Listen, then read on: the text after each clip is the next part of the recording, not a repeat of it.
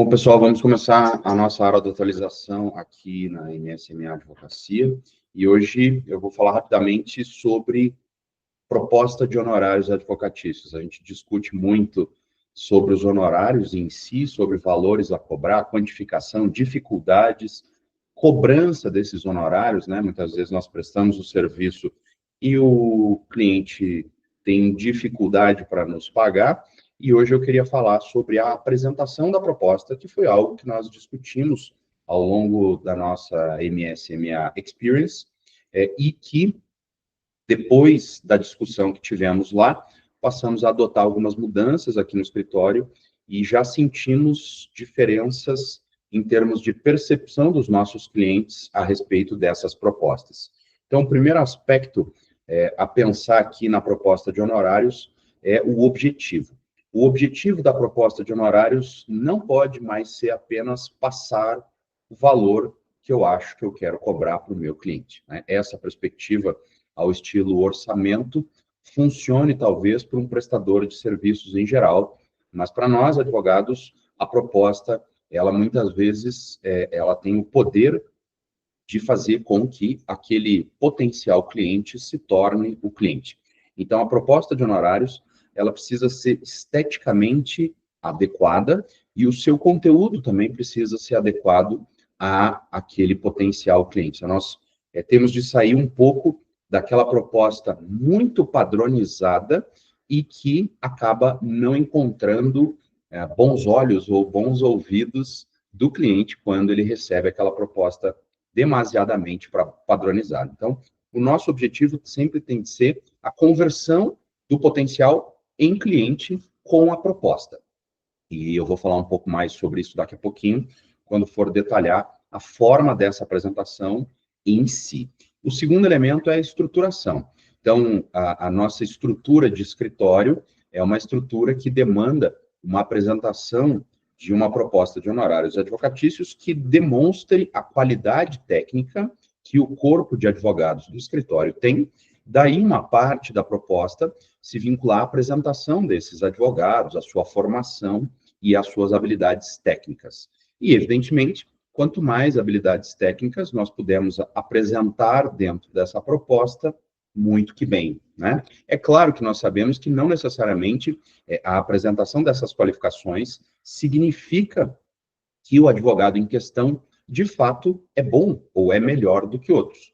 Todos nós conhecemos profissionais que têm um longo currículo e que são péssimos profissionais. E, ao mesmo tempo, conhecemos profissionais que são extremamente qualificados, mas que não têm um currículo riquíssimo com formações na Alemanha, na Inglaterra, no Japão e na Rússia, e ainda assim executam um trabalho excelente. De toda sorte, é mais ou menos como roupa, né? É a primeira impressão. Então, a análise da proposta de honorários se estrutura com essa apresentação justamente por isso. O segundo aspecto é a demonstração da estrutura existente no próprio escritório, o que envolve uma estrutura física e uma estrutura não física, ou seja, os tipos de sistemas de gestão que o escritório conta, o corpo físico mesmo da estrutura, escritórios, sede, filiais, isso também conta muito na hora de apresentarmos uma proposta.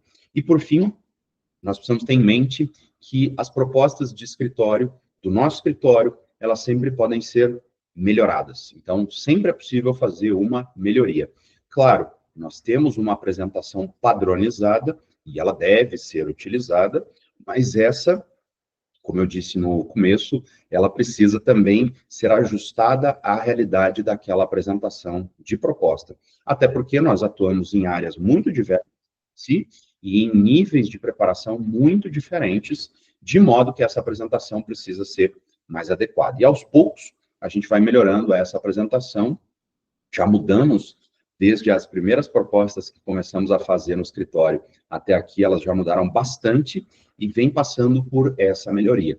Então, é sempre fundamental que todos nós demos pitacos aqui para que essas propostas passem por melhorias, especialmente para quem apresenta a proposta propriamente dita e recebe um feedback do cliente, porque muitas vezes esse feedback é fundamental para que nós façamos um ajuste. Nós vamos apresentar para ele, vamos ver o que para além do valor em si, o que chamou atenção ou deixou de chamar a atenção. Agora sim, a parte mais importante, talvez, seja precisamente a apresentação da proposta. Esse é um aspecto que nós estamos mudando bastante nos últimos tempos e que é de fundamental alteração, que é deixar de enviar a proposta para o cliente pura e simplesmente por e-mail ou por WhatsApp, tá? Claro, casos nos quais nós já temos uma relação mais sólida com o cliente, é um cliente pessoa física ou jurídica, que já nos contrata há bastante tempo, que confia nos nossos serviços, que acompanha os nossos serviços, a gente não precisa ter todo esse grau de formalidade, né? É mais ou menos como a gente ter que se apresentar longamente o nosso currículo para alguém que já nos conhece. Não faz muito sentido, né? Mas para clientes novos, nós sentimos nos últimos tempos que a apresentação da proposta para o cliente, para além de uma simples mensagem, impacta muito positivamente. No mundo ideal, nós apresentamos essa proposta fisicamente, presencialmente ao cliente, dentro da estrutura do nosso escritório. Por quê? Porque aí o cliente já vai encarar aquele pedaço de papel que ele vai ler depois, com certeza, de um jeito diferente. Ele já vai ver a estrutura física do escritório. Mas como nós temos uma atuação nacional, isso nem sempre é possível. Nem sempre nós conseguimos apresentar a proposta para o cliente presencialmente. A mesma coisa vale para a apresentação de uma proposta para um cliente distante, em que nós podemos ir até o cliente apresentar essa proposta. É ótimo, é o mundo ideal, mas nem sempre o custo compensa e nem sempre o tempo compensa. Com alguma frequência, nós somos chamados a apresentar propostas de honorários para casos cujo prazo está correndo. Eu não posso marcar uma viagem até o local do cliente para apresentar uma proposta de honorários dali a 2 semanas, porque dali a 2 semanas o prazo já estourou, né? E ele está correndo, se eu for demorar 2 semanas para apresentar a proposta, ele já contratou um outro advogado, né?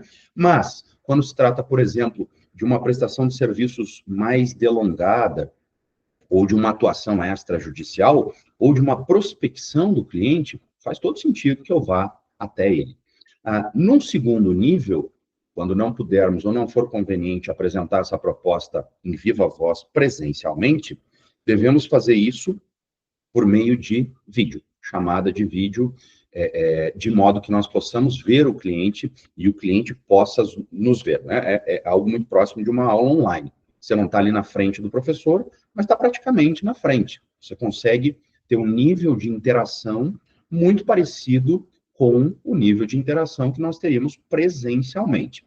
É evidente que algumas coisas do presencial são perdidas aqui, mas numa escala hierárquica, com certeza, essa segunda forma ela é mais adequada, né? E isso a gente já viu por contraprova aqui em vários casos no escritório.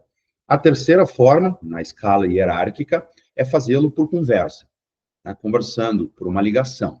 Eu perco mais uma camada de reações humanas pelo telefone, né? Pela conversa de celular, porque eu não vejo a cara da pessoa. Então, na apresentação da proposta, muitas vezes, eu já consigo detectar pela análise do cliente que ele ficou muito próximo de aceitar a proposta. Se nós formos pensar em valores, né? O valor não foi exatamente o valor que ele esperava, mas foi muito próximo. De modo que, numa eventual negociação, eu já tenho por antecipação, só por reação humana, de que eu não preciso negociar tanto assim. Eu posso manter a minha proposta muito próxima da proposta original, porque eu já visualizei que ele, na expressão física, corporal mesmo, está muito inclinado a aceitar. Em outros casos, não. Eu já vejo que a expressão corporal é um elemento de mais surpresa, então eu já consigo visualizar que, se de fato eu quiser apresentar uma contraproposta, eu precisarei fazê-lo em valores menores, porque se eu mantiver próximo do valor inicial, com certeza ele não vai fechar. Então, para nós é muito importante esse elemento presencial, ou esse elemento visual, quiçá presencial, justamente porque nós temos mais capacidade de análise de quão boa ou ruim a nossa proposta foi, né? Por isso que o presencial sempre será o mais desejável. Em segundo lugar, uma chamada, um vídeo, e apenas em terceiro lugar, uma chamada por áudio. E em último caso, apenas eu vou fazer o envio dessa proposta apenas por WhatsApp ou por e-mail, né? A exceção maior, como eu disse lá atrás, é para o caso daquele cliente que já é o nosso cliente, né? E um segundo aspecto importante é a manutenção desse contato rápido. Essa foi uma segunda coisa que nós aprendemos nos últimos tempos, da importância da proposta de honorários. A proposta boa é a proposta rápida. Quando nós demoramos muito para apresentar uma proposta, a taxa de sucesso dela cai significativamente. Isso por uma série de fatores, mas talvez o primeiro e maior fator seja a percepção do cliente de que se o advogado demora para mandar a proposta, imagina como vai ser o contato no restante da prestação de serviço. Se para ganhar dinheiro ele demora, imagina para ser cobrado, para trabalhar. Esse cara é o perdedor de prazo. A gente sabe que não é assim, mas isso cria uma percepção, né, na mente das pessoas que muitas vezes é difícil de conseguir superar. Então, a proposta precisa ser apresentada rapidamente. No mundo ideal, evidentemente, no primeiro contato, eu já consigo fazer uma valoração da causa e já consigo trazer uma proposta de honorários para aquele cliente. Sabemos que isso é muito difícil, porque às vezes nós precisamos fazer uma análise maior, né? Mas, se possível for, certamente é o melhor dos caminhos. E, para encerrar, é fundamental que nós tenhamos um contato próximo com o retorno dessa proposta. Muitas vezes nós enviamos uma proposta para o cliente e ele não responde, por variadas razões. E nós demoramos, às vezes, dias ou semanas para dar um retorno. Ele não vai ser um cliente. Seja porque ainda restava um fio de esperança de captar aquele cliente, mas a demora excessiva faz com que haja uma perda de interesse. Todos nós sabemos disso aí. Você vai num shopping center comprar alguma coisa ali, o impulso da compra imediata é muito poderoso. Se a gente passa para uma reflexão muito longa, a probabilidade de que nós voltemos lá para comprar o produto é muito pequena. E ela vai se reduzindo cada vez mais.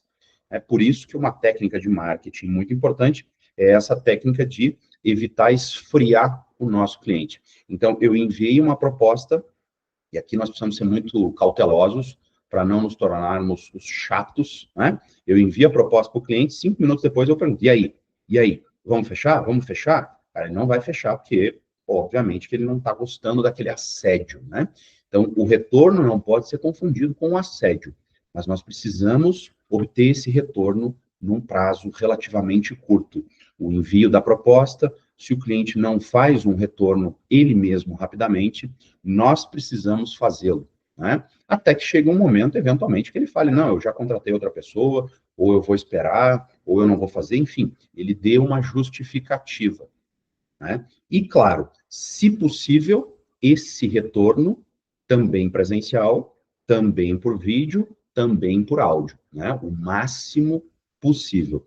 Então, essa presença constante no oferecimento de propostas de honorários vem se mostrando muito positiva, e esse é algo que nós precisamos levar aqui no escritório sempre em consideração. Por quê? Porque a nossa taxa de sucesso aumenta significativamente quando nós conseguimos levar em consideração esses aspectos todos. Tá bom? Obrigado.